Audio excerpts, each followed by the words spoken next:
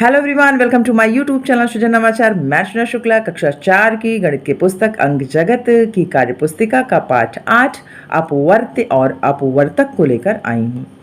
यहाँ देखिए कुछ नियम लिखा गया है कि किसी संख्या के अपवर्त्य का तात्पर्य उस संख्या का पहाड़ा होता है। जैसे आप लें 6 का पहाड़ा तो 6 6 12 6 3 18 6 चौक 24। इस प्रकार से जो क्रमगत तरीके से हमें मिलता है उसी को हम अपवर्त्य कहते हैं।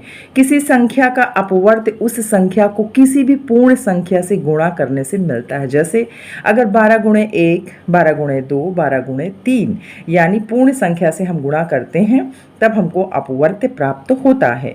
फिर यहाँ देखिए, देखो, समझो और खाली जगह भरते हुए अपवर्त्य ज्ञात करो।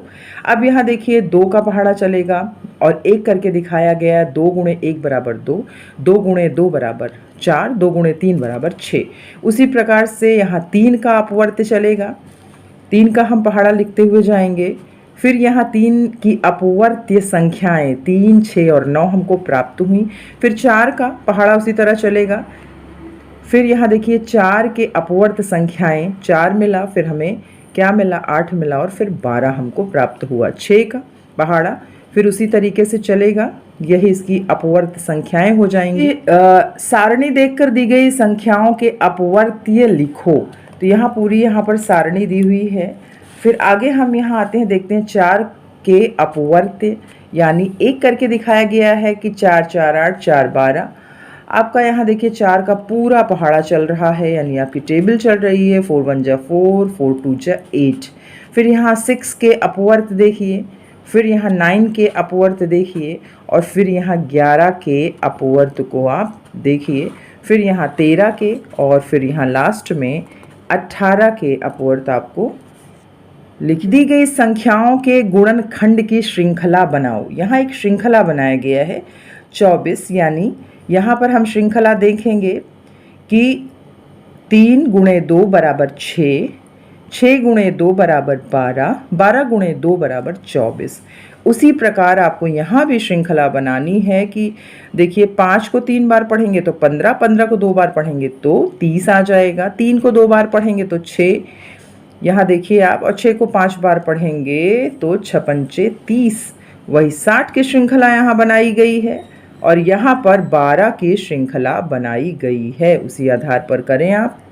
यहाँ भी एक सारणी देखो और बताओ, यानी सारणी दी गई है उसी के आधार पर आपको बताना है। तो देखिए पूरी सारणी हमारी 58 तक की यहाँ पे है। फिर देखिए 18 से बड़ी और 28 से छोटी भाज्य संख्याएं। तो यहाँ पर देखिए 18 से बड़ी और 28 से छोटी भाज्य संख्याएं दी गई हैं।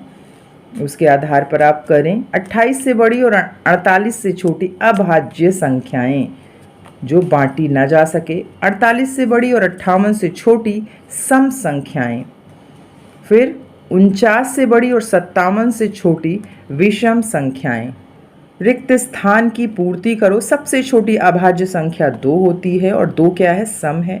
किन्हीं 2 सम संख्याओं का योग क्या होता है, सम होता है। किन्हीं 2 विषम संख्याओं का योग भी सम होता है। सम संख्या और विषम संख्या का योग भी सम होता है। 1 से 10 तक की सभी सम संख्याओं का योग भी सम होता है और 10 से 20 तक की सभी विषम संख्याओं का योग विषम होता है। 15 से 25 तक की सभी विषम संख्याओं का योग सम होता है। किसी विषम संख्या में 1 जोड़ने पर संख्याओं का योग जो होता है वो सम हो जाता है। पूरा करो। यहाँ देखिए 1 2 3 6, तो यानी 6 के अपवर्त्य यहाँ पर आपको मिलेंगे। फिर 7 के अपवर्तक लिखना, 7 के अपवर्त्य यानी पहाड़ा, 12 के अपवर्तक और 12 के अपवर्त्य और 15 के अपवर्तक और 15 के अपवर्त्य। संख्याएं जो भाज्य हों तो 15 और 9 इनको बांटी जाती है। कोई 2 विषम संख्याएं जो अभाज्य हों तो 5 और 7। एक सम और एक विषम संख्या का योग जो भाज्य हो तो 8 + 7 = 15।